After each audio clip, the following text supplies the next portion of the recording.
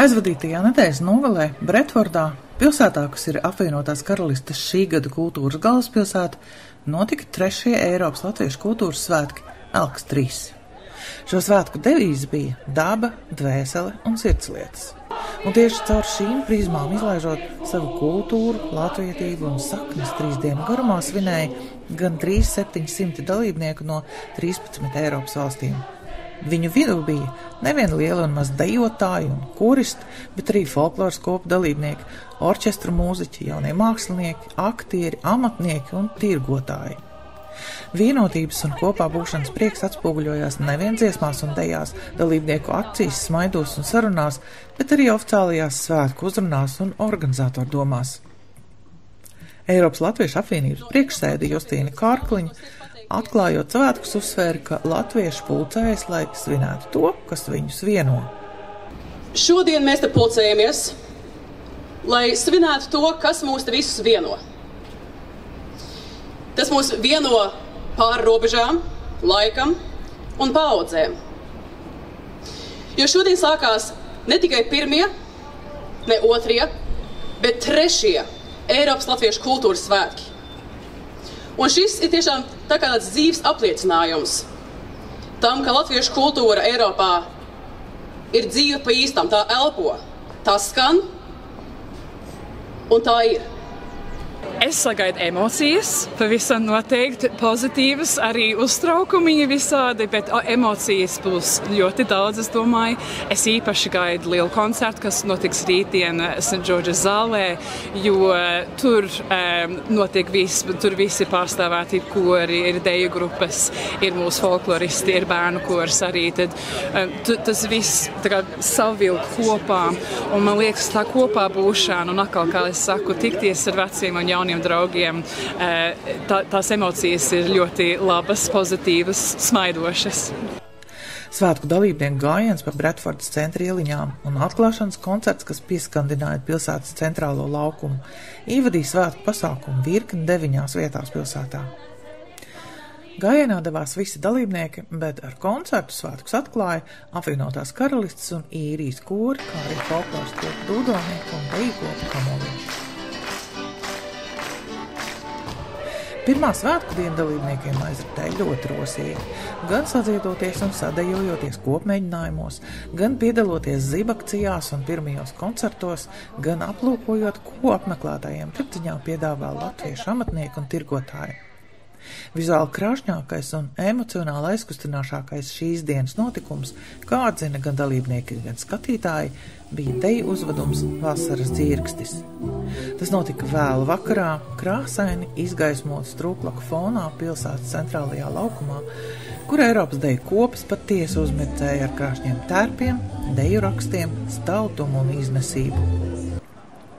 Sestdien, 2. kultūras svētku dienā Svētā Georga zālē tika aizvadīts liela koncerts, kas nenoliedzami bija svētku kulminācija. Pirms šī notikuma svētkus dalībniekus uzrunāja arī Latvijas kultūras ministra Agnese Lāce. Eiropas Latviešu kultūras svētki ir stāsts par mums visiem, par mūsu piederību Latvijai, par mūsu cieņu pret mūsu kultūru, valodu un tradīcijām. Un katram no mums ir cits stāsts par to, kādēļ kādu daļu savas dzīves vai visu dzīvi vadam ārpus Latvijas. Tomēr esmu pārliecināta, ka neskatoties uz to, šīs dienas vienmēr piepilda mīlestība un cieņa pret mūsu valodu, pret mūsu kultūru un pret mūsu saknēm. Varana un skanīga kopkora izpildījumā izskanēja gan latviešu tautas dziesmas, kas bijušas īpaši nozīmīgas trimdas vēsturē, gan visu koristu iemīļoti latviešu komponistu darbi no dziesmu svētku repertuāra.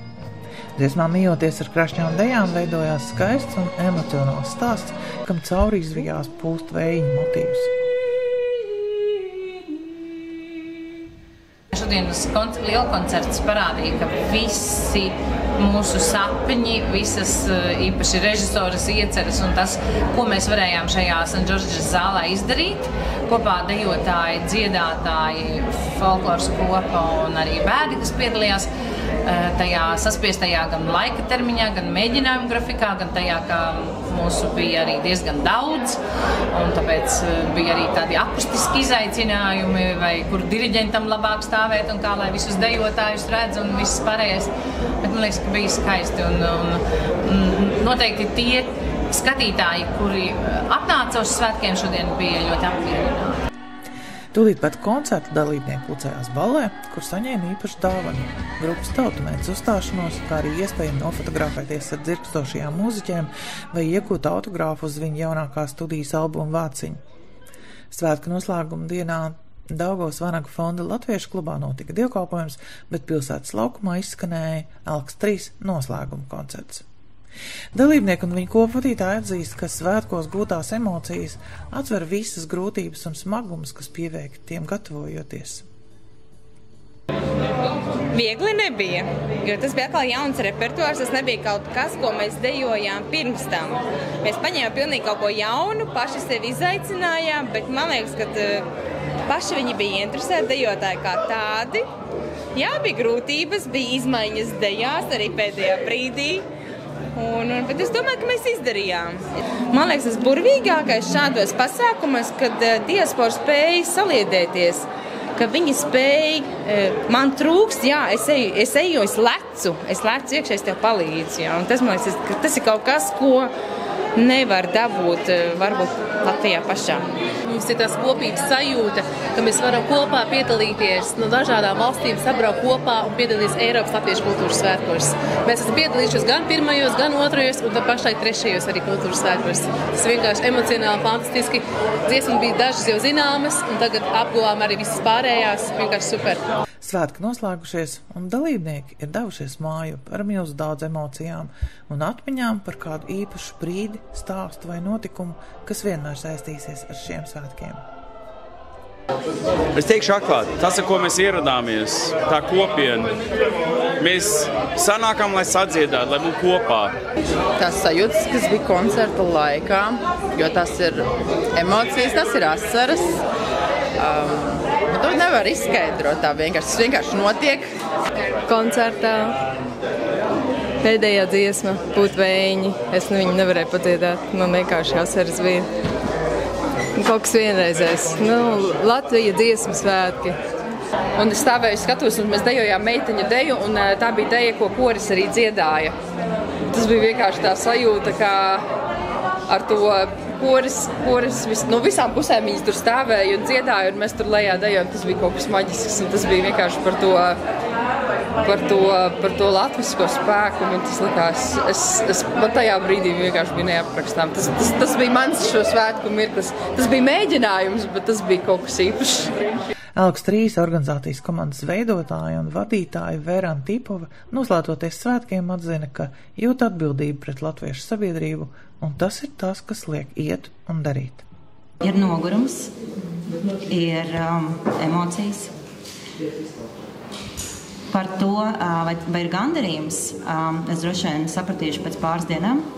Vai svētki ir izdevušies, mēs sapratīsim pēc pāris dienām jau no tā, ko mēs dzirdēsim no cilvēkiem, un tas būs tas kritērijs, pēc kā mēs vērtēsim, vai izdevās labi vai slikti. Sajūtas ir kolosālas, kad 3 gadu nogrieznis ir beidzies. Ar to es esmu ļoti apmierināta. Tas būs dzīves, kamēr būsim tādi kā mēs, kas to kustinās dzīvi. Un ja mēs nolaidīsim ķepas, tad tas ar to arī viss beigsies. Mums nav tiesības nolaist ķepas. Mums ir atbildība pret sabiedrību. Mēs to esam uzņēmušies, mēs esam viņam parādā, jo es nevaru savam bērnam pateikt, ka, zini, kā ir tā māma vienu dienu padevās un nenoturēja.